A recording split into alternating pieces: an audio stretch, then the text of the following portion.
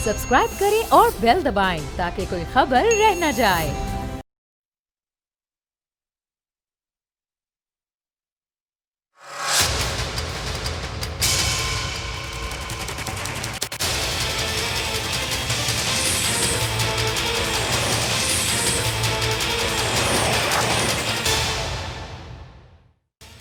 अस्सलाम वालेकुम, आप देख रहे हैं प्रोग्राम बस बहुत हो गया। मैं हूं अरबाब जहांगीर।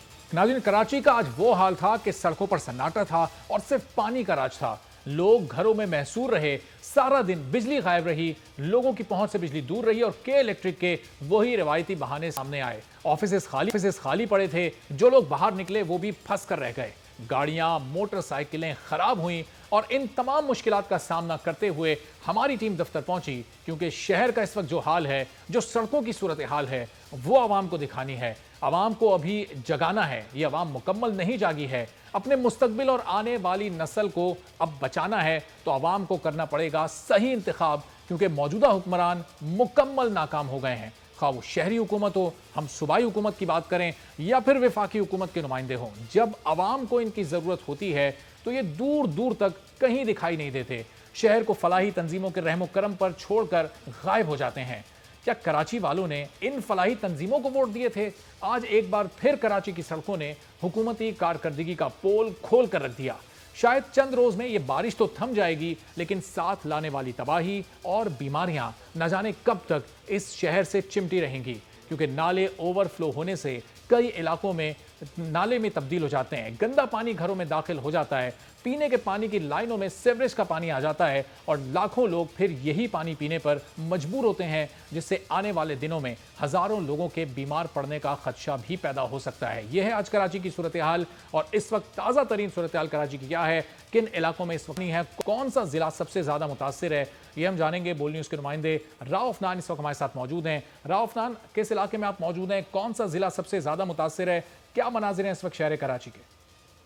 जी, शहर कराची के अंदर बारिश का सिलसिला गुज़श्ता रात से आज दिन भर जारी रहा। अब बारिश थम गई है, लेकिन शहर के मुख्तलिफ इलाकों में सड़कें अभी भी ज़ेर आब है, इलाकों के अंदर पानी जमा हुआ है। कराची का ज़िला वस्ती सबसे ज़्यादा मुतासिर हुआ। वैसे कराची का कोई ऐसा इलाका, ऐसा ज़िला मौजूद नहीं है जहाँ पर सड़कों पर पानी जमा ना हो। कोई ऐसा इलाका नज़र नहीं आता जहाँ निकासी आब के पहले से कोई सिंध हुकूमत की जानिब से या शहरी हुकूमत की जानिब से कोई इंतज़ामात कर लिए गए हों। ताहम जब बारिश होती रही, पानी सड़कों पर जमा हुआ, तो फिर मजबूरन जो है वो पाकिस्तान आर्मी सड़कों पर आई, पाकिस्तानी फ़ौज, रेंजर्स, उसी के साथ साथ जो कैंटोनमेंट के जो अमला है उन्होंने अहम शाहराओं, अहम सड़कों से पानी निकाला। आज दिन भर जो है शारा फैसल की सूरत हाल बदतरीन रही, बदतरीन तौर पर ट्रैफिक जाम रहा, पानी जमा रहा, लेकिन पाकिस्तान आर्मी ने रेस्क्यू किया और तमाम जो शारा फैसल था उसे क्लियर करार दिया गया। इसी तरह जो ज़िला वस्ती के अंदर सब्जानी के अंदर भी पाकिस्तान आर्मी ने रेस्क्यू किया। वो जो सड़क थी जो पावर हाउस चौरंगी से नॉर्थ कराची की जानिब जाती है, उसे मुकम्मल तौर पर आज ट्रैफिक के लिए बंद कर दिया गया था। इसी तरह आज मलीर नदी के अंदर तुगयानी आने की वजह से जो कॉजवे रोड है उस तौर पर ट्रैफिक के लिए बंद कर दिया गया, जिससे जाम सादिक पर ट्रैफिक का बदतरीन तौर पर दबाव रहा। तो ये रही बारिश की सूरत हाल। बात की जाए लोड शेडिंग की, तो शहर का आज 60% से ज़ायद इलाका तारीकी में डूबा रहा, क्योंकि बारिश का सिलसिला गुज़श्ता रात से जारी है। तो जैसे बारिश का आगाज़ हुआ वैसे ही शहर कराची के अंदर लोड शेडिंग का आज दिन भर सिलसिला जारी रहा और आज दिन भर शहरी यही दुहाइयाँ देते रहे, बार बार कहते रहे कि वफाकी वज़रा की जानिब से दावे किए गए थे कि कराची से लोड शेडिंग ख़त्म हो जाएगी, लेकिन कराची से लोड शेडिंग ख़त्म ना हो सकी। तो आज दिन भर शहर की जो है बदतरीन सूरत हाल रही। इससे पहले कराची के अंदर इस तरह के जो मनाजिर नहीं देखे गए कि लोग अपनी घंटों घंटों बाइकें घसीटते रहे। इसी तरह जो ज़िला वस्ती है वो सबसे ज़्यादा मुतासिर नज़र आता है। ज़िला वस्ती गुज़श्ता 5 बारिशों के स्पेल में सबसे ज़्यादा मुतासिर होने वाला ज़िला है। वहाँ पर घरों के अंदर पानी दाखिल हो चुका है। जो नॉर्थ कराची का सेक्टर 4B एरिया है वो तमाम बारिशों के स्पेल में ही मुतासिर रहा है और वहाँ से हज़ारों लोग नकल मकानी करके अपने रिश्तेदारों के घर क़याम पजीर। ठीक है, बहुत शुक्रिया। शहर भर में आज क्या सूरत हाल रही, इस वक्त क्या सूरत हाल है? राउफनान हमें बता रहे थे कि 60% इलाका शहर का बिजली से महरूम रहा। सुरजानी और शारा फैसल को पाक आर्मी और रेंजर्स के दस्तों ने क्लियर किया, लोगों को रेस्क्यू किया, लेकिन ये जिम्मेदारी तो बनती है यहाँ की हुकूमत की, शहरी हुकूमत की, सूबाई हुकूमत की। वज़ीर आला सिंध मुराद अली शाह की अभी गुफ्तगू आपने सुनी थी, जिसमें वो कह रहे थे कि 2007 से 2009 में जो बारिशें हुई थी वो इससे आधी बारिशें थी और कई गुना नुकसान हुआ। लेकिन इन 10-12 सालों में इसका मतलब उन्होंने कोई काम नहीं किया कि आज जब बारिशें हो रही हैं वही शहर की सूरत हाल है जो 10-12 साल पहले थी। इसी पर बात करते हैं। इस वक्त आफ्ताब जहांगीर साहब पाकिस्तान तहरीक इंसाफ के रहनुमा हमारे साथ मौजूद हैं। आफ्ताब साहब, मुख्तलिफ सियासी जमातें मुख्तलिफ बयानात देती हैं, किसी सियासी जमात के पास कोई हल नहीं है कराची का। ये कोई पहला स्पेल नहीं था, सिर्फ इस मानसून सीजन का ये छठा स्पेल था। कई गुना ज़्यादा नुकसान इस बारिश में हुआ है। इस शहर कायद को करोड़ों रुपए का नुकसान हो गया, कराची की इकॉनमी को। क्या कहेंगे, किसी के पास कोई हल नहीं है इसका? अच्छा देखिए, आपकी बात बिल्कुल सही है, कोई पहला स्पेल नहीं है, लेकिन ये पिछले स्पेलों के मुकाबले में बहुत ही ख़तरनाक था। ख़ास तौर पे जैसे मेरा हल्का कराची का है, यानी 252 सरजानी और यूसुफ कोट वगैरह के और उसके अतराफ़ का इलाका, उसमें 3 घंटे के अंदर 185 मिलीमीटर बारिश हुई है। ऐसा पहले कभी नहीं हुआ। अच्छा, उसके बाद ये हुआ है कि जो सैलाबी सूरत हाल बनी हब से और दूसरी जगहों से, और जो बैक मारा पानी ने गया, क्योंकि आगे सीवरेज का कोई प्रॉपर निज़ाम नहीं है, तो उसने ये शदीद सूरत हाल पैदा कर दी। वरना नॉर्मली पहले भी होता था तो 2 दिन 3 दिन के अंदर सूरत हाल बेहतर हो जाती थी। इस दफ़ा सूरत हाल बहुत ही वर्स्ट है। लेकिन इसके ज़िम्मेदार कौन है? इसके देखें, हम जब वादा करते हैं, मैंने जो वादा किया, मैंने उसके तरक्याती काम शुरू किया। अगर आप चाहें तो आपके बोल चैनल्स वाले आएँ, मेरे साथ चलें, सर्वे करें, मैं आपको बता दूंगा कि जी हम क्या काम कर रहे थे। लोगों ने हमें दुआएं दी, क्या कहा कि जी 15 साल में 20 साल में पहली दफ़ा ये हमारे इलाके में तरक्याती काम हो रहा है। तो हमने काम शुरू किया, लेकिन इत्तेफाक की बात यह है कि काम, आपको पता है, पाकिस्तान में उसी स्पीड से होता है जैसे होना चाहिए। हालांकि बहुत तेज़ी से होता तो बहुत बेहतर रिज़ल्ट होते, इससे ज़्यादा कम नुकसान होता। लेकिन वो अब उसमें क्या है कि अब वो काम हम चेक कर रहे हैं। दूसरा भी उसके साथ की और भी हमारी स्कीमें गई हुई हैं, वो भी इंशाल्लाह काम तो हम तरक्याती कर रहे हैं। लेकिन मसला ये है कि ये जो सूरत हाल है, इसके लिए हमें बहुत बड़ा एक्शन लेने की ज़रूरत है। उसके लिए जब तक ये मेरी एक आपसे मैं आपको हकीकतन बता रहा हूँ कि जब तक जितनी तीनों जमातें जो कि हुक्मरान हैं इस वक्त सूबे में या शहर में या वफाक में, या उसके साथ वो स्टेक होल्डर जमातें जो कराची को ओन करती हैं, कराची की आवाज़ बनती हैं, जैसे जमात इस्लामी है और जमातें भी हैं और मजहबी और समाजी जमातें, इन सब के साथ बैठ कर जब तक आप इसका एक मुस्तकिल हल नहीं निकालेंगे कराची का, लोगों को जब आप इन लोगों को हटाएंगे, उनकी जो इंक्रोचमेंट है उसको ख़त्म करेंगे, उनको रीसेटल करना है और पूरा उस रीसेटल के लिए उसका एक पूरा प्लान करना है, शहर के नालों को सही करना है, उनके ऊपर से तजावीज़ात को हटाना है। वहाँ पे सरकारी अफसर ऑफिस तक बने हुए हैं, वहाँ मसाजिद बनी हुई हैं, वहाँ पर लोगों की आबादियाँ बनी हुई हैं, उन सब को हटाना है। उन सब को हटाने के बाद उस सिस्टम को सही करना है। कराची का एक मास्टर प्लान होना चाहिए जिसके मुताबिक कराची को डेवलप करना। कराची हमारा माशी हब है, पाकिस्तान की रीढ़ की हड्डी है। कराची को इस तरह लावारिस नहीं छोड़ा जा सकता। तो ये बहुत बड़ा काम है जिसके लिए सबको, जब तक आप सर जोड़ के नहीं बैठेंगे, सारी नफ़रतें अपनी जगह पे, सारी सियासी इख्तलाफात अपनी जगह पर, लेकिन मुल्क और शहरों पर ना सियासत की जाए ना कुछ। हाँ, अपने नज़रिए के ऊपर सियासत करें, अपने फ़लसफ़े पर सियासत करें, लोगों के पास जाएं, लोगों को अपना मंशूर पेश करें, उनके ज़रिए वोट भी हासिल करें, हुकूमत भी करें, लेकिन शहरों के ऊपर, लोगों की ज़िंदगियों के ऊपर सियासत ना करें खुदारा। क्योंकि मेरा ये बड़ा वर्स्ट एक्सपीरियंस है, ये मैं जब देख रहा हूँ पिछले 5 दिन से है, और जिस तरह की सूरत हाल है, तो ये काम बहुत अच्छा काम है कि जी NGOs भी कर रही हैं, फलाई तंजीमें भी कर रही हैं। मैं बहुत ख़ास तौर पे अप्रिशिएट करता हूँ सैलानी वालों को। मैं उनके जो टीम के लीडर हैं, आरिफ लखानी हो गया, उनैद लखानी है, उनको मैं बहुत अप्रिशिएट करता हूँ। उन्होंने हमारे साथ बड़ा ताउन किया। मैं सलाम पेश करता हूँ पाक फ़ौज को, आर्मी को, रेंजर्स को, कि जिन्होंने इस मुश्किल वक्त में सिविलियन के साथ खड़े होकर शाना बशाना काम किया। लेकिन ये हल नहीं है, हल इसका मुस्तकिल निकालना पड़ेगा। जब तक इसकी प्लानिंग सही नहीं होगी, इसके सिस्टम सही नहीं होगा, इसके नालों का निज़ाम सही नहीं होगा, इसके सीवरेज सही। लेकिन आफ्ताब साहब, ज़ाहिर है हल निकालने की बात कर रहे हैं, हम भी इसके हल के लिए सवालात उठा रहे हैं। अब आपने, वफाकी हुकूमत ने तय किया कि कमेटी बनेगी, कमेटी में सूबाई हुकूमत के लोग भी शामिल होंगे। सूबाई हुकूमत जिस जमात की है वो दूसरी जमात पर इल्ज़ाम लगाती है कि उन लोगों की एमा पर यहाँ तजावुज़ात किए गए। तजावुज़ात एक बड़ा रीज़न है इस वक्त जो कराची की सूरत हाल है, जो नाले सुकड़ गए। दूसरी जमात ये कहती है कि उनकी हुकूमत थी, उन्होंने रोका क्यों नहीं। ये तो एक दूसरे पर इल्ज़ाम तराशी की सियासत चलती रहती है। इन लोगों के साथ आप मिलकर कमेटी बना रहे हैं, जब ये कमेटी बन जाएगी, किस मैंडेट के तहत ये काम करेगी, कि आवाम इसे कबूल करेंगे, जिसमें वही लोग शामिल हैं जो गुज़िश्ता कई अदवार यहाँ पर गुजार चुके, एक सूबाई हुकूमत, एक शहरी हुकूमत? जी, मेरी इसमें एक राय है कि आपके प्रोग्राम के तवज्जुह से मैं ये राय देना चाहता हूँ कि इस तरह की एक बड़ी कमेटी बनाने के बजाय, बड़ी कमेटी को आप सुपरविज़न के लिए तो रख लें, लेकिन आपको डिस्ट्रिक्ट वाइज कमेटी बनानी पड़ेगी। वहाँ के मुंतखब लोगों को लेना पड़ेगा, वहाँ के जो स्टेक होल्डर्स हैं उनको लेना पड़ेगा, वहाँ के मुकामी लोगों को लेना पड़ेगा, तो वो पता निशानदेही करेंगे कहाँ कहाँ क्या है। जब आप उनको एतमाद में लेंगे तो आप यकीन करें कि आपकी जंग आधी रह जाएगी। लेकिन जब इस किस्म के 6 रुकनी कमेटी बनाकर और उससे काम लेना चाहेंगे तो ये बहुत बड़ा कराची है, 2.5 करोड़ की आबादी है, 2-2.5 करोड़ की आबादी का शहर है। इसके अंदर मसाइल को जब तक आप बांटेंगे नहीं, जब तक आप काम को तकसीम नहीं करेंगे, जब तक आप अपने मुंतखब नुमाइंदों पर एतमाद नहीं करेंगे, उन्हें अपने साथ नहीं मिलाएंगे, उधर से दूसरी तंजीमों को भी अपने साथ मिलाएं, डिस्ट्रिक्ट की इंतज़ामिया को अपने साथ मिलाएं, तो तब जाकर ये मामला सही होंगे। और उसकी सुपरविज़न भले ये 6 रुकनी कमेटी करे या और कोई एक और कमेटी बना दी जाए। और सबसे बड़ी बात ये कि जब तक इसकी मॉनिटरिंग सही मानों में नहीं होगी कि इसके पैसे की तकसीम कैसे हुई है, इसके सामान की तकसीम कैसे हुई है, इसके मामलात कैसे हैं, करप्शन को कंट्रोल करके जब आप काम करेंगे तो उसका बेहतरीन फ्रूटफुल रिजल्ट मिलेगा। ठीक है, लेकिन आफ्ताब साहब, कल आप अपने हलके में गए, वहाँ 3-4 रोज से बारिश हो रही थी, लोग बहुत ज़्यादा परेशान थे, लोगों ने आपसे सही से बात नहीं की, एहतजाज भी किया, शिकायत भी की, शिकवा भी किया। से आप गायब थे, अपने हलके में नहीं आ रहे थे। अपने हलके के लोगों को जिनसे आप वोट लेकर असेंबली में पहुँचे, उन्होंने अपनी नुमाइंदगी आपको दी, अपना नुमाइंदा मुंतखब किया, उनको आप भुला बैठे थे, इतना गुस्से का इजहार किया लोगों ने आपसे। क्या माहौल रहा जब आप कल गए थे हलके में, ज़रा शेयर कीजिए।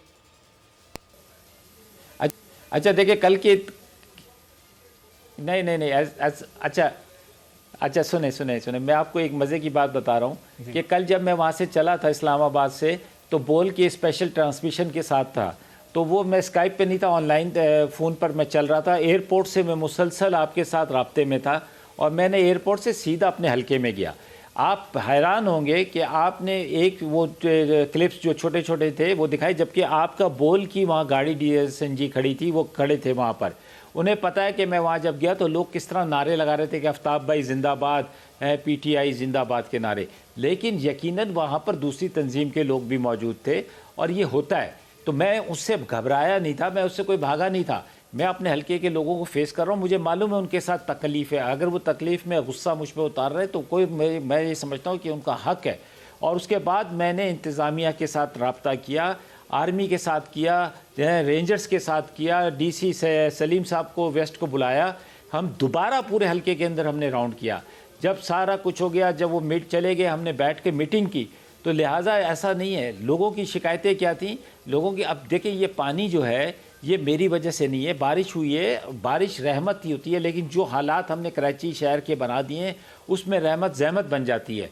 अब एक वो जो जब आपका सीवरेज का निज़ाम नहीं होगा, लोगों के अमलाक का नुकसान हुआ है, बच्चियों के जहेज़ तबाह हुए हैं, लोग परेशान हैं, लोग बीमार हैं, तो वो यकीनन जो भी उनको मिलेगा, मैं उनको मिला, मैं उनके, क्योंकि वैसे भी मैं रहता हूँ, जब मैं वो अच्छे हालात में जाता हूँ तो वो आफ्ताब भाई, अब उस वक्त भी मुझसे लोग कह रहे हैं कि आफ्ताब भाई, बाज़ लोग कह रहे हैं कि ये तो बस ऐसे ही है, आप हमारे साथ रहते हैं, हम हर फ़ोन पे आप हमारे साथ अवेलेबल हैं हर जगह।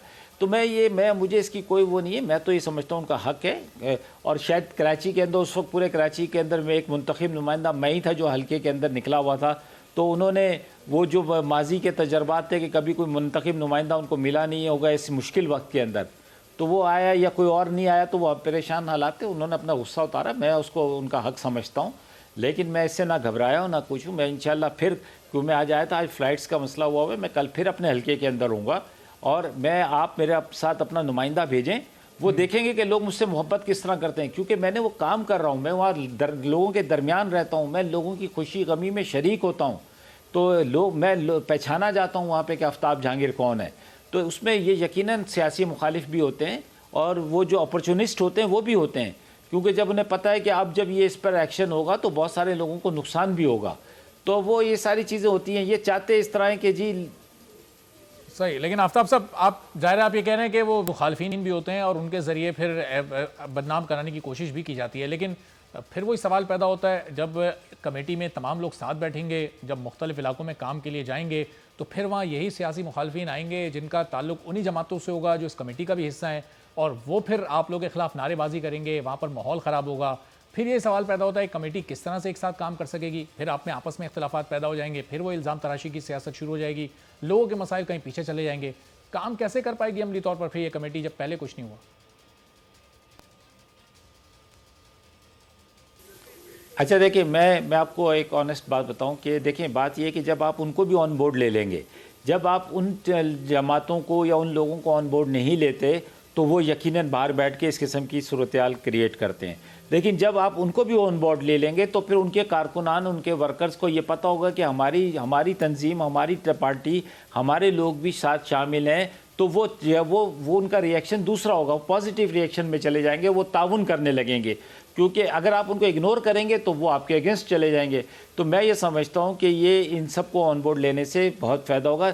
कल मेरे साथ जब वहाँ पे एक जगह पे एक पॉइंट के ऊपर एक जमात के लोगों ने थोड़े से वो की एहतजाज किया था, तो रात को उस जमात के जो बड़े थे उनका मेरे पास फ़ोन आया माजरत का कि आफ्ताब भाई, हमें पता चला कि आपके साथ हमारे कुछ लोगों ने किया, उनमें शायद है, मैं आपसे माजरत करता हूँ क्योंकि मैं आपको ज़ाती तौर पे जानता हूँ कि आप किस तरह ग्राउंड पे रहते हैं, कैसे लोगों के साथ आपका ताल्लुक़ है। तो मैं ये समझता हूँ कि लोगों को आपस में जुड़ना चाहिए, लोगों को, जो लोग हैं उन सबको शामिल करेंगे तो आपकी मुखालफत कम होगी और काम ज़्यादा होगा। नहीं तो वो होगा ये कि हम जितना मर्जी करेंगे, अगले कहेंगे ये काम कम हुआ है या ये काम सही नहीं हुआ, तो उन लोगों को भी शामिल कर लेना चाहिए, उससे हालात बेहतर हो जाएंगे। और मैं ये समझता हूँ कि इस वक्त हमें सियासत से बालातर होकर शहर कराची को बचाना है, शहर के आवाम को बचाना है, लोगों की ज़िंदगियों को बचाना है। हमें सियासत करने के लिए बहुत वक्त है और बहुत सारा मैदान मौजूद है, हम उस पर सियासत करेंगे। सही। अब ये भी बता दीजिएगा कि शहर में सबसे ज़्यादा डिस्ट्रिक्ट सेंट्रल मुतासर होता है, इत्तेफाक से यही आपका हल्का भी है, सरजानी से लेकर नागन चौरंगी, शफीक मोड़ और ये तमाम इलाके उसमें शामिल हैं। अब इन इलाकों में किस तरह के इकदाम की ज़रूरत है कि लोग फिर बेहतर तर्ज ज़िंदगी इख्तियार कर सकें, ये मसाइल जो मुस्तकिल बुनियादों पर पैदा होते हैं ये पैदा ना हो सकें, क्या इकदाम उठाने चाहिए? अच्छा देखिए, जब हम सच बात करते हैं ना तो फिर उसमें लोगों को तकलीफ़ होती है, सच बात सुनने की हौसला भी होना चाहिए। अब एक शहर कराची है, उसकी जो सिस्टम बना था आज से 25-30 साल पहले, 35 साल पहले, जब भी उसका वो मास्टर प्लान उसका फॉर एग्जांपल सीवरेज का निज़ाम था कि जी इस गली से जो है 100 आदमियों के सीवरेज का पानी और ये चीज़ें जाएंगी। वहाँ पर 100 की जगह पर अब इस वक्त 5000 लोग आबाद हो गए ना। सीवरेज का निज़ाम तो उतना ही रह गया, वो गटर की लाइनें तो उतनी ही हैं, लेकिन आबादी बढ़ गई। इसी तरह आप बिजली का मसला पैदा हो गया, इसी तरह आपके गैस का मसला पैदा हो गया, इसी तरह आपकी रोड का मसला पैदा हो गया, ट्रैफिक का मसला पैदा हो गया। इसके लिए आपको बाकायदा बैठना पड़ेगा, पूरे निज़ाम को और आवाम को भी ताउन करना पड़ेगा। अगर कहीं पर किसी जगह पर आवाम को कुर्बानी देनी पड़ेगी तो उन्हें अगर मुतबादिल जगह दी जाए तो उसे खुशी खुशी कबूल करना चाहिए कि हाँ, उसी मेयार की मुतबादिल जैसी उनकी है उसी मेयार के साथ उनको मुतबादिल जगह दे दी जाए है, या उन्हें कंपनसेट कर दिया जाए, तो उन्हें कोई एतराज़ नहीं होना चाहिए। क्योंकि आपको पता है कि यहाँ पर बहुत सारा मामलात हुए हैं, जिस तरह ले देकर लोगों ने छोटी छोटी जगहों पे जहाँ पे इजाज़त नहीं थी वहाँ पे 3-3, 4-4 मंजिला बिल्डिंगें बना ली, कहीं पे 15-15 मंजिला, 20-20 मंजिला बिल्डिंगें बन गई, लेकिन नीचे ज़मीन के नीचे का निज़ाम बिल्कुल तब्दील नहीं हुआ। तो वो उसने पूरा एक निज़ाम को तबाह बर्बाद कर दिया है। उसके लिए अब हमें करना पड़ेगा, बड़ी मेहनत करनी पड़ेगी और लोगों को ऑन बोर्ड लेना पड़ेगा। इसी तरह जो कच्ची आबादियां हैं या जहाँ पर कहीं गैर कानूनी इंक्रोचमेंट हुई है, उनके साथ भी बैठना पड़ेगा, उन्हें भी इस बात पर कायल करना पड़ेगा कि देखें जी, आप गलत बैठे हैं, आपने गलत जगह पर गलत लोगों से चीज़ ख़रीदी है जो आपको नहीं ख़रीदनी चाहिए थी, लेकिन आपने ख़रीदी है। हम इसको आपको कंपनसेट करते हैं, आपको दूसरी जगह मुंतकिल करते हैं, लीगल जगह देते हैं, आपको लीगल पूरे सिस्टम के साथ जगह देते हैं ताकि वो भी वहाँ पे बेहतर जिंदगी गुजार सके। अब जो ज़ाहिर है आपसे मजीद में सवाल करता हूँ ज़रा कि आपको जो फंड्स मिले थे उसका क्या हुआ, किधर आपने खर्च किए, लेकिन ज़रा हारिस नवाज़ साहब को भी गुफ्तगू में शामिल कर लेते हैं। हारिस नवाज़ साहब भी मैं ज्वाइन कर चुके हैं, ब्रिगेडियर रिटायर्ड हारिस नवाज़ साहब हमारे साथ मौजूद हैं।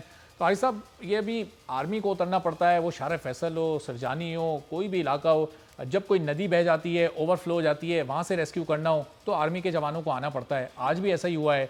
ये इंतज़ामिया का काम है, इंतज़ामिया किधर गायब है? 12-12, 13-13 साल से एक ही जमात की हुकूमत है, शहर का जो निज़ाम है, बल्दियाती निज़ाम, वो भी एक ही जमात के पास है। मुकम्मल फेल हो गए क्या ये लोग आपकी नज़र में? देखिए अरबाब, बात यह है कि अवाम अपने अवामी नुमाइंदे क्यों चुनते हैं?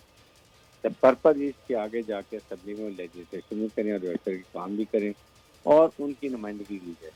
प्रॉब्लम ये कि आते हैं, फ़ायदा उठाते हैं, चले जाते हैं। अब ये यहाँ पर दो प्रॉब्लम है, एक इंतज़ामी और एक सियासी। सियासी रसाकशी ज़ाहिर है कि तीन पार्टी का इंटरेस्ट है, और ख़ासतौर इस वक्त सबसे बड़ी स्टेक होल्डर जो है ना, वो इस वक्त पाकिस्तान की ये तहरीक इंसाफ है, 14 MNAs हैं, इसी तरह उसके बाद पीपल्स पार्टी का, और एमक्यूएम भी अपने बहुत काउंट करती है। एक तो ये वजह है। सेकंड, एडमिनिस्ट्रेशन की कि आप यहाँ किसी ने कोई ख्याल ही नहीं किया। ये वजह से कराची के अवाम के साथ जुल्म है, जिस तरीके से भी कराची के हालात हुए हैं ना। यहाँ पर वाटर टैंकर का माफिया का लड़ा चल रहा है।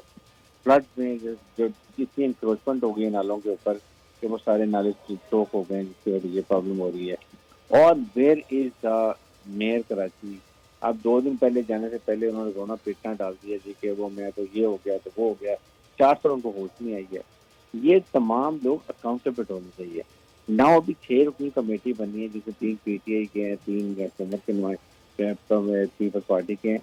दे हैव टू सिट डाउन। आज से 3 महीने पहले क्यों नहीं बैठे, जब ये एस्टिमेट करना चाहिए कि जो मानसून आ रहा है ये प्रॉब्लम होगी, इसको ऐसे हल कर। ये शॉर्ट टर्म मेजर है, और लॉन्ग टर्म मेजर के लिए you have to go for improve करने के लिए, और एनक्रोचमेंट खत्म की जाए, वो भी हम नहीं करते। तो ये सारी चीजों को जी जड़ है। अब आइंदा के लिए एटलीस्ट ना, फिर उसके बाद छोटी सही। छोटी बात। चलें, अब हारिस साहब, विफाक ने 2 साल तक क्यों नजरअंदाज किया कराची को? ज़ाहिर है ये माशी हब है, ये इसका मैं जवाब लेता हूं, आपसे साथ ही रहेगा। एक ब्रेक के बाद हारिस साहब से, आफ्ताब जहांगीर साहब से मजीद गुफ्तगू होगी। देखते रहिए, बस बहुत हो गया।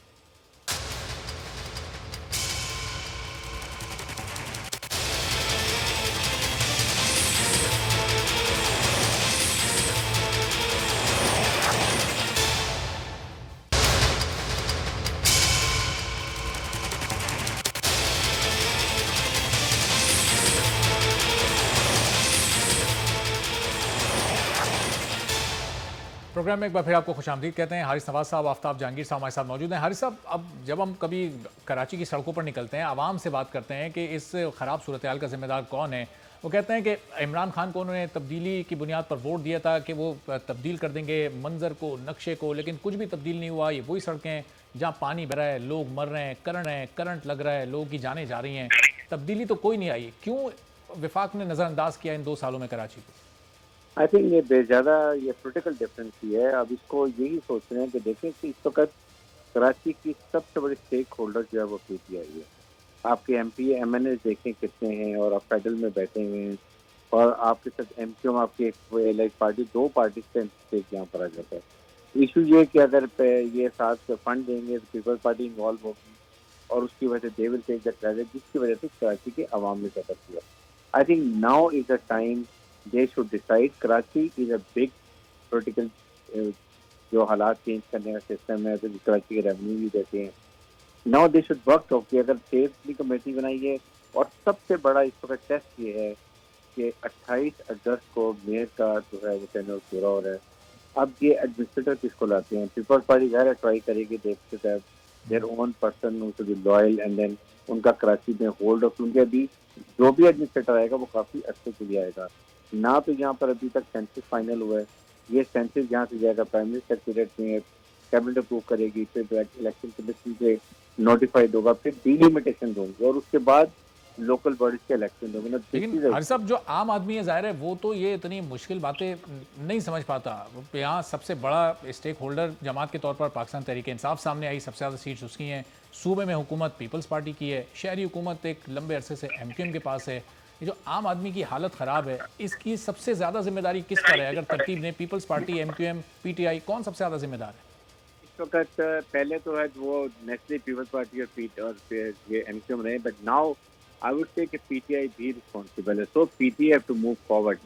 आपने पीपल्स पार्टी से जो भी वर्किंग एक्सचेंज करनी है, और MQM ने मिलके कराची को ठीक करना है। Otherwise PTI graph in Karachi is going very down, और ये सिचुएशन अच्छी नहीं है।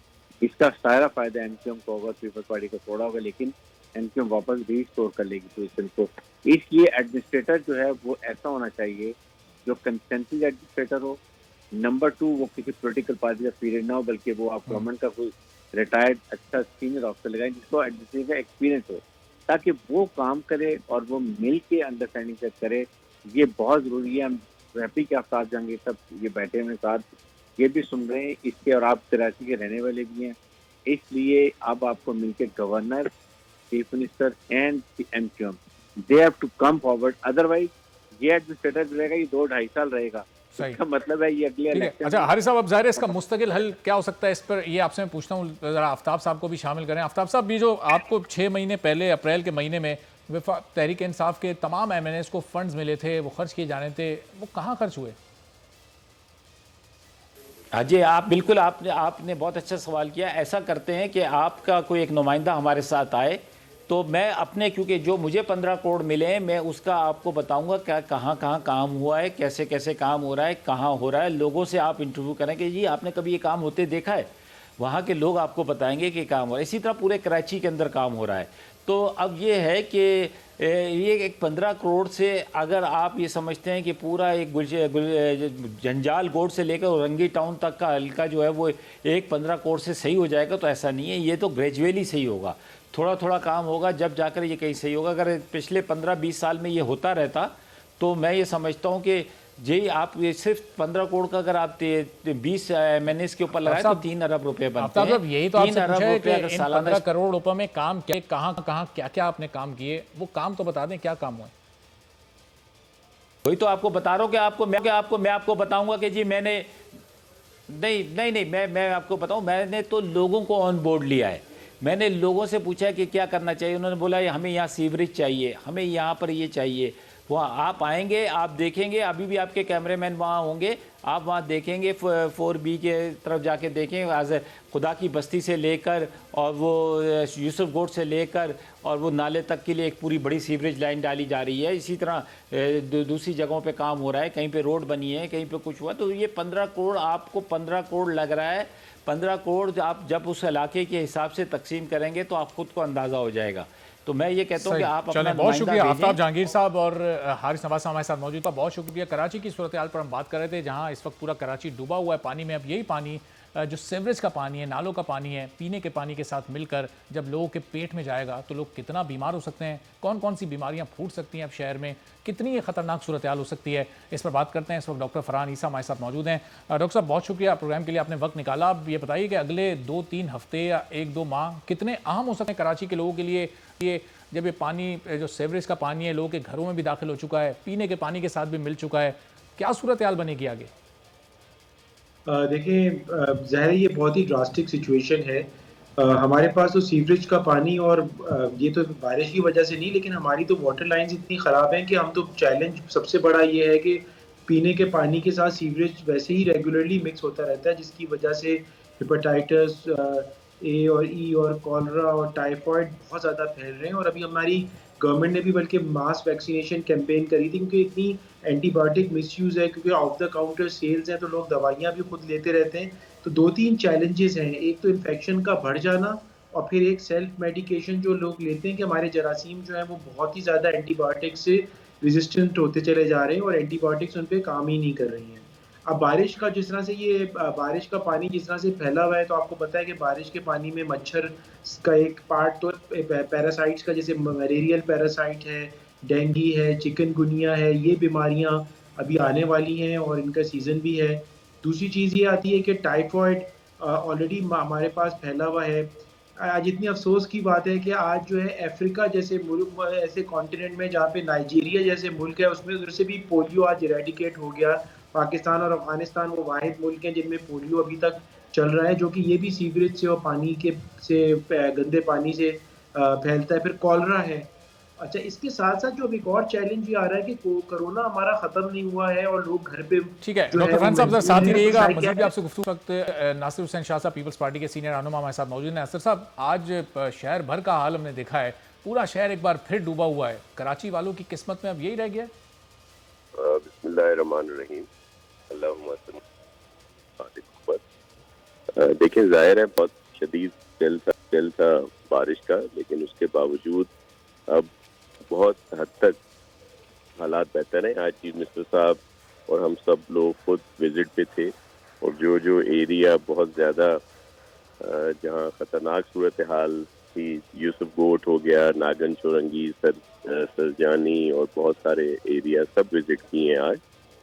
और जितने बड़ी शाहराएँ हैं और दीगर इलाके हैं वहाँ भी, और इंतज़ामिया भी काम कर रही है और हम लोग भी। कुछ ज़ाहिर इशूज़ हैं, लोगों को परेशानियाँ हैं, उससे माजरत भी करते हैं, लेकिन बारिश इस क्वांटम की थी इस वजह से भी इशू आए। अभी एक अहम इशू दूसरा जो इस वक्त जो खतरनाक सूरत हाल है वो मलीर नदी के करीब जो ब्रीच हुआ है उस पे है, जिसपे अभी वहाँ पे सब लोग मौजूद हैं और सीएम साहब ने वैसे भी हर जगह पे जहाँ जहाँ ये बारिशों का है वो ड्यूटीज लगा दी हैं और सब काम कर रहे हैं, पूरी कोशिश कर रहे हैं कि लोगों की परेशानियां कम हो, मुश्किलात में जितनी कमी कर सकें और हर जगह लेकिन पे नासिर जो साहब, इक्विपमेंट वो चाहिए 3 जो नाले एनडीएमए ने साफ कर दिए थे, 35-36 नाले आप लोगों ने भी साफ कर दिए थे, उसके बाद फिर ये सूरत हाल इतनी खराब कैसे हो गई जब नाले तमाम साफ हो चुके थे? देखिए, मैं आपको अर्ज करूं कि ये जो नाले साफ हुए और उसके बाद जो काफी जो छोटे नाले हैं, जो टीएमसीज के नाले हैं, खास तौर पर बहुत सारे नाले सैकड़ों की तादाद में, वो मोस्टली इंक्रोज्ड हैं और ये बड़े नाले जो हैं इनका भी बहुत बड़ा हिस्सा इंक्रोज्ड है। अब वो इंक्रोचमेंट हटाने के लिए एनडीएमए हम लोग उस पे काम शुरू कर रहे हैं, बल्कि आज भी कुछ काम हुआ है, लेकिन बारिशें थी तो इस वजह से थोड़ी देर के लिए रुकना पड़ा। मैं सिर्फ एक अर्ज कर दूं कि ये सिंध गवर्नमेंट ने कुछ नहीं किया। आपको जाहिर है सब देखते हैं, कराची में रहने वाले भी बहुत बड़ी तादाद आपके चैनल को देखती है, उनको जरूर याद होगा कि यहाँ पे जब बारिशें होती थी इससे कम क्वांटम की भी तो बहुत सारी शाहराएं बिल्कुल मफलूज होकर रह जाती थी। इस दफा जाहिर है जब बहुत शदीद बारिश हो तो 3-4 घंटे के लिए इशूज रहते हैं बड़ी शाहराओं पे, ट्रैफिक भी जैम होता है, रुक भी जाता है, लेकिन बाद में ये पानी सारा ड्रेन आउट होता है। इस वक्त रात के 11:40-45 हो रहे हैं। आपकी शाहराए फैसल जो है मुकम्मल तौर पर साफ है। बिल्कुल आप सही कह रहे हैं, बड़ी शाहराहों का तो सवाल ही नहीं है, वहाँ तो बहुत अच्छा आप लोगों ने काम किया, लेकिन वो आबादियाँ जो कच्ची आबादियाँ हैं, जो सरजानी टाउन का इलाका है, जो एफबी एरिया के साथ मुल्का इलाके हैं, वो इलाके जहाँ नालों का पानी लोगों के घरों में चला जाता है। आप फील्ड में थे, नासिर हुसैन शाह साहब भी फील्ड में थे, हम अभी मनाजिर में भी दिखा रहे हैं किस तरह से एक माजूर शख्स को रेस्क्यू भी कर रहे हैं। खिराज तहसीन पेश करते हैं हम ज़ाहिर उनकी इस काविश को, लेकिन वो लोग जो घरों में महसूस हो जाते हैं उनका ख्याल कौन करेगा? देखें, मैं उनकी तरफ भी बता रहा हूँ कि वो किस वजह से ये होता है। ये जो एरिया जिसकी आपने निशानदही की, इसमें बेशतर एरिया 60-70% एरिया वो है जो कॉरिडोर है ग्रीन लाइन का, जिसमें जो डिस्ट्रिक्ट सेंट्रल के मोस्टली जो टीएमसी के नाले हैं, छोटे ड्रेन्स हैं, उन्होंने वहाँ से क्रॉस होके बड़े नालों में जाना होता है। वहाँ पे जो स्टेशन बनाए गए उसकी वजह से कुछ रुकावट रही, इसको उन्होंने खुद भी माना है और कहा भी है कि इसको हम बेहतर करेंगे। यही briefing chairman NDMA lieutenant general Afzal साहब को भी दी गई, उन्होंने भी अपनी प्रेस कॉन्फ्रेंस में इसको बताया। और इसी तरह बहुत सारे नाले जो हैं वो इंक्रोच्ड हैं, उनकी इंक्रोचमेंट भी अब हटाई जा रही है और पूरी कोशिश कर रहे हैं कि आइंदा ऐसी सूरत हाल पेश ना आए। और वो इसलिए इस दफ़ा मुमकिन नज़र आ रहा है कि चीफ जस्टिस जो है हमारे, उन्होंने भी इस पे नोटिस लिया। जो स्टे आ जाते थे लोअर कोर्ट से दीगर जगहों पे जब इस तरह की इंक्रोचमेंट हटाई जाती थी, क्योंकि इसमें वो इंक्रोचमेंट भी है जो लीगली है। लीगली इंक्रोचमेंट आप कहेंगे कैसे? इस लिहाज से कि उन नालों को लीज आउट करके दे दिया गया, वहाँ पे अलॉट करके दे दिया गया, तो वो जब भी हटाने जाते थे तो इससे वो आ जाया करता था। आपको याद होगा कि 2 साल पहले सिंध गवर्नमेंट ने शुरू किया था, जाम खान शोरो साहब जब मिनिस्टर थे, पिक्चर नाला काफी हद तक साफ हो गया और नालों से भी इंक्रोचमेंट हटाई गई। फिर जाहिर है कहीं पे स्टे आ गया, कहीं रेजिस्टेंस आई तो रुक गया। ये इंक्रोचमेंट को हटाने का जो काम है अपने इस दौरे हुकूमत में आप मुकम्मल कर लेंगे? इस टेन्योर में अभी 3 साल आपके बाकी हैं। जी बिल्कुल, इंशाल्लाह करेंगे। हमारी मुकम्मल तौर पर बिल भी है, हमने प्लान भी कर दिया है और जो मैंने बताया कि ये मुमकिन होगा कि चीफ जस्टिस साहब के नोटिस लेने की वजह से कहीं से कोई स्टे नहीं है, कोई रुकावट नहीं होगी। फिर इस मामले में फेडरल गवर्नमेंट और सिंध गवर्नमेंट एक पेज पे है, एनडीएमए के साथ मिलकर काम करेंगे और जो लोग वहाँ पे रहते हैं, जो लोग वहाँ पे बसते हैं जो सालों से, उनको जरूर रीसेटल। 28 तारीख को वसीम अख्तर साहब भी रुखसत हो रहे हैं, खुश है आपकी पार्टी? देखिए, वसीम अख्तर साहब के रुखसत होने पे हम खुश क्यों होंगे? उनका टेन्योर है वो पूरा किया गया। और ये भी मैं साथ साथ बता दूं कि ये सिर्फ पाकिस्तान पीपल्स पार्टी और सिंध में हुआ है। अब एडमिनिस्ट्रेटर आपका आ जाएगा ना, इसलिए खुशी तो बनती है। एक मिनट मेरी बात सुन ले। ये सिर्फ सिंध गवर्नमेंट और पाकिस्तान पीपल्स पार्टी की गवर्नमेंट में ये पूरा टेन्योर मुकम्मल हुआ है।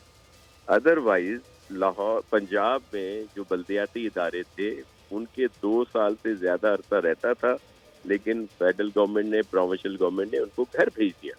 तो हमें भी प्रेशर था, क्योंकि देख लें कराची मेन हब है, एक किस्म का कैपिटल है हमारे प्रोविंस का।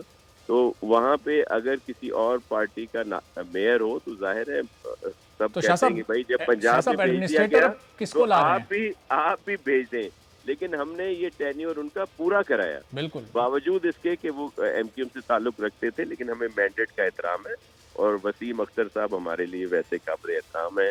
अब उनकी बातें, शाह साहब, अब आपका अपना एडमिनिस्ट्रेटर आएगा, किसको ला रहे हैं, किसको एडमिनिस्ट्रेटर? जी, कोई भी सीनियर अफसर होगा और जो बेहतर काम करेगा।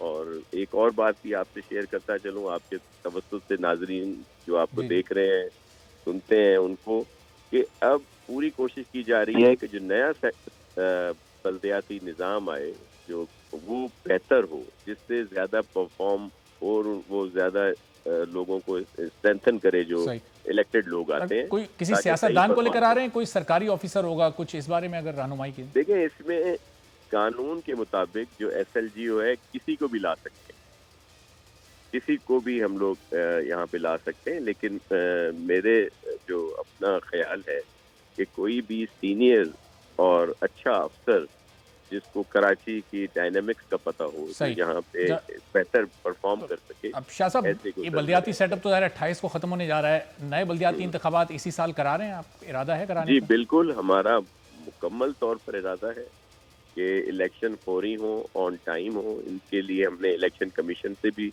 बात की है, बल्कि कल एक कोर्ट में डेट लगी हुई है जिस पर मुझे बताया गया है कि जो हमारे यहाँ के प्रोविंशियल इलेक्शन कमिश्नर हैं वो भी जाएंगे, बल्कि फेडरल से इस्लामाबाद से भी जो सेक्रेटरी इलेक्शन कमीशन है वो भी आए हुए हैं। सही। तो शाह साहब, ये 7वां जो जिला बना है, ये इसी की तैयारी थी, बल्दियाती इलेक्शन की तैयारी कर रहे हैं ताकि बल्दियाती नुमाइंदे बढ़े, मेयर आ सके आपका? आपको अर्ज करूं कि ये वही उतने ही लोग रहेंगे, वही सब कुछ होगा। इससे कोई ये नहीं होगा कि मेयर की इलेक्शन पे इसका असर हो। मैं एक सिर्फ बात पूछता हूँ उन दोस्तों से जो इस पर एतराज करते हैं कि एक तरफ वो कहते हैं कि वो वाला सिस्टम राइज कर दिया जाए जो मुशर्रफ साहब का था, जिसमें कराची 18 टाउन में बटा हुआ था और उस वक्त नाज़िम एक था। तो अब भी मेयर एक होगा, अगर डिस्ट्रिक्ट 7 हो गए। हम तो चाह रहे हैं कि देखें वेस्ट जी शाह साहब, पार्टी तैयार कर रही है किसी को मेयर के कैंडिडेट के लिए? किसी का माइंड बनाया जा रहा है कि अब आपने इस शहर की बागडोर संभालनी है? कौन हो सकता है आपकी जानिब से? देखिए, कोई भी आएगा और ये एक प्लेन फील्ड है। देखें, इस वक्त MQM कहती रही है कि हमेशा हमारे पास ये मैंडेट है, लेकिन इस दफ़ा अगर आप सूबाई और नेशनल में देखें तो PTI ने ये मैंडेट लिया है और फिर इस दफ़ा पीपल्स पार्टी को भी ज़्यादा सीट मिली हैं कराची में, अगर 2013 के मुकाबले में जनरल इलेक्शंस में। तो अभी देखें होगा और इसके लोगों के ऊपर फैसला है ना कि वो किसको इलेक्ट करते हैं, किन लोगों को सपोर्ट करते हैं। जिनको उन्होंने मैंडेट दिया वो उन्हीं का मेयर बनेगा और हमें कोई अगर किसी और पार्टी का मेयर बनता है तो हमें कोई एतराज नहीं। लेकिन जाहिर है हम भी कोशिश कर रहे हैं और इंशाल्लाह हमारा मेयर होगा। शाह साहब, अब मजीद जिले तो नहीं बनाने जा रहे हैं अगले? कोई ऐसी इत्तला तो नहीं है? 7 पे अगर मैं आपको अर्ज करूं कि वेस्ट डिस्ट्रिक्ट जो है पूरी सिंध में सबसे बड़ा डिस्ट्रिक्ट था आबादी के लिहाज से, और इसलिए उसको 2 डिस्ट्रिक्ट उसमें से बनाए गए। अब एक सेंट्रल डिस्ट्रिक्ट है, लेकिन अब हम कह रहे हैं कि अगर सब लोग उस पर राजी होंगे तो सेंट्रल को भी 2 डिस्ट्रिक्ट वहाँ बनाए जाएंगे। मैं एक और थोड़ी याद दहानी के लिए आपको अर्ज करूँ, ये जितने दोस्त इस वक्त उस पर एतराज कर रहे हैं ना, खासकर MQM ज्यादा एतराज कर रही है। तो MQM ने जब ये इनके हाथ में सब कुछ था मुशर्रफ साहब के ज़माने में, जब अरबाब रहीम साहब चीफ मिनिस्टर थे और मैं भी नाज़िम था उस वक्त अपने डिस्ट्रिक्ट का, सक्खर का, उस जो नया इलेक्शन होने गए 2005 में, उसमें तो इन्होंने हैदराबाद को 4 डिस्ट्रिक्ट में डिवाइड कर दिया था। लाड़काने के 2 डिस्ट्रिक्ट बना दिए थे और बहुत सारी जगहों पे डिस्ट्रिक्ट बना दिए गए थे। शाह साहब, उस पे आपने एतराज तो नहीं किया था? आपको एतराज तो नहीं था उस पे? देखिए, एतराज कुछ लोगों ने जरूर किया था, ऐसा नहीं है कि नहीं किया था। हैदराबाद पे क्यों नहीं हुआ था एतराज? बहुत बड़ी तहरीक चली थी। वो इस वजह से कि बिल्कुल उसको गैर मुनसिफाना तौर पर उसके हिस्से कर दिए कि एक डिस्ट्रिक्ट के 4 बना दिए गए। चले 2 बना दें, कोई हर्ज नहीं। तो शाह लेकिन साहब, अगर एक कितनी अजीब डिस्ट्रिक्ट बात को है, 4 बना जब देंगे, इख्तियार उनके पास था, उन्होंने जिले बनाए, आपने एतराज किया। आज इख्तियार आपके पास है, आप जिले बना रहे हैं, वो इख्तियार वो एतराज कर रहे हैं। मैं आपको अर्ज करूं कि जहां अगर कोई सही तरीके से इस तरह का कोई डिस्ट्रिक्ट नया क्रिएट होता है तो उस पर एतराज नहीं किया जाना चाहिए, बल्कि ये पॉइंट स्कोरिंग हर कोई करता है। लेकिन मैं आपको अर्ज करूं कि अगर उस वक्त पीपल्स पार्टी ने कोई एतराज किया था तो वो इस वजह से कि हैदराबाद को 4 हिस्सों में तकसीम कर दिया गया। सही। दीगर डिस्ट्रिक्ट पे इतना एतराज नहीं था। ठीक है, तो शाह साहब, ये कमेटी अब जो बनी है कराची के मसाइल के हल के लिए, ये कब से अमली तौर पर काम शुरू कर रही है? देखिए, इसने काम शुरू कर दिए हैं, बहुत सारी मीटिंग्स हुई हैं हमारी, और ये मैं आपको अर्ज कर दूं कि ये पूरे सिंध के लिए है। अच्छा। और ये उन इश्यूज पे है कि जो हर्डल से जो क्रिएट होते थे, ये दोनों जो गवर्नमेंट्स हैं, प्रोविंशियल हो या फेडरल गवर्नमेंट हो, इनका आपस में लायजन नहीं था। ये एक टेबल पे इसी तरह जो मैं बात कर रहा हूँ उसकी अगर वो आप फैक्ट भी दिखा दें जो ऑन रिकॉर्ड है, जो रिकॉर्ड का हिस्सा है, तो वो भी बड़ा बेहतर होगा। किसी दिन वो प्रोग्राम करें कि मैं आपको जो हकायक हैं वो दूं, जो रिपोर्ट्स आई हैं कि भाई कौन इसमें जिम्मेदारी है, किसकी वजह से ये इंक्रोच हुआ, क्यों ये टर्म यूज हो रही है। आप अभी बताएं, आप वक्त दें इस पर, आप वक्त दें, आपसे भी इस पर डिटेल से बात करते हैं। और जो बिल्कुल, मैं ये बारिशों का स्पेल क्योंकि इस वक्त हो रहा है, हम लोग भी काम कर रहे हैं, मैं इस वजह से आपके स्टूडियो में भी नहीं आ सका, ना ही आपकी DSNG के सामने बैठा हूँ क्योंकि रोड पे हूँ। तो ये 1-2-3 दिन गुजर जाए और इस पर बिल्कुल आप एक प्रोग्राम इस पे आने वाले हफ्ते में फिर आपसे डिटेल मुलाकात होती है और इस पर बात भी होगी। मैं हाजिर हूँ। चलें, बहुत शुक्रिया। नासिर हुसैन शाह साहब हमारे साथ मौजूद थे और कराची के मसाइल पर ही मुख्तलिफ जावियों से अपनी राय भी पेश कर रहे थे। फरहान ईसा साहब भी हमारे साथ मौजूद हैं, उनसे भी माजरत करेंगे, बहुत देर उन्हें इंतजार करना पड़ा। फरहान साहब, अब वो जो हम बात कर रहे थे कि अब बीमारियां ज़ाहिर फैलेंगी, अब लोगों को खुद से क्या करना चाहिए? लोग तो पहले ही परेशान हैं, उनका सामान ख़राब हो चुका है, नुकसान हो चुका है, वो डॉक्टर के पास जाएँ, अपने खाने पीने का बंदोबस्त करें, किस तरह से अब वो ज़िंदगी गुजारेंगे?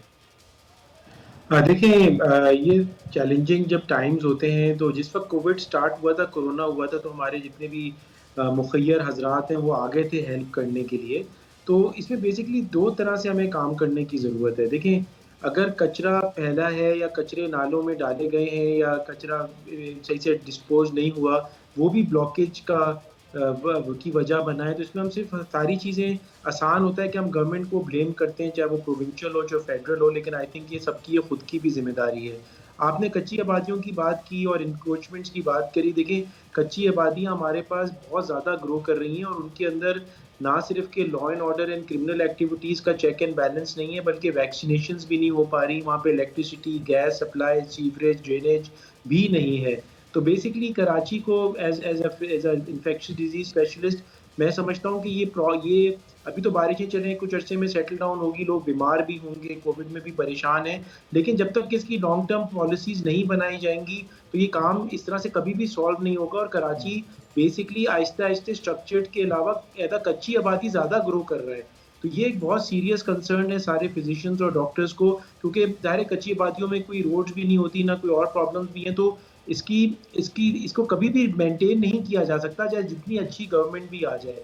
तो आई थिंक इसकी होलिस्टिक अप्रोच होनी बहुत ज़रूरी है। आई थिंक टाइम अब बहुत सर से पानी जैसे अभी हमने देखा वैसे ही गुजर गया ऊपर, तो ये चीज़ें अब इसको करना बहुत अच्छा ज़रूरी है। और अब लोकल गवर्नमेंट को भी स्ट्रेंथन होना ज़रूरी है। लोग समझते हैं बिजनेस कम्युनिटी या फिजिशियंस या डॉक्टर्स का ये पॉलिटिक्स से ताल्लुक नहीं है, लेकिन आई थिंक कि हम सबका इनडायरेक्टली और डायरेक्टली अफेक्ट होता है हम सब के ऊपर। और आई थिंक कि ये स्ट्रक्चर्ड प्रोग्राम होना बहुत ज़रूरी है, लोकल गवर्नमेंट का स्ट्रेंथन होना, चाहे डिस्ट्रिक्ट हों, ये चीज़ें सब इंटरलिंक्ड है। मैं समझता हूँ ऐसी कमिटी बनानी चाहिए कि सिर्फ पॉलिटिशियंस अकेले नहीं कर सकते, ना गवर्नमेंट ऑफिसर्स कर सकते हैं, इन्फेक्शियस डिजीज के मेडिकल स्पेशलिस्ट हों, बड़ी जिम्मेदारी है हुकूमत पर, ना सिर्फ हुकूमत पर बल्कि खुद लोगों पर। डॉक्टर फरहान ईसा साहब, अब खुद लोगों के ऊपर भी जिम्मेदारी है कि अपना भी वो ख्याल करें, और हुकूमत की तो जिम्मेदारी है ही। जैसे अभी नासिर हुसैन शाह साहब भी यकीन दहानियाँ करा रहे थे कि आने वाले वक्त में ये हुकूमत मज़ीद मौसर तरीके से और बेहतर काम करने की कोशिश करेगी। हमारी दुआ भी यही है कि आने वाली बारिशें इस तरह मौजूदा बारिश की तरह ज़हमत नहीं बल्कि रहमत बनकर आएँ।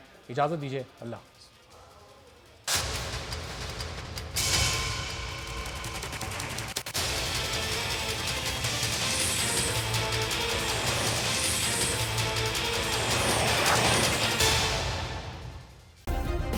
सब्सक्राइब करें और बेल दबाएं ताकि कोई खबर रह न जाए।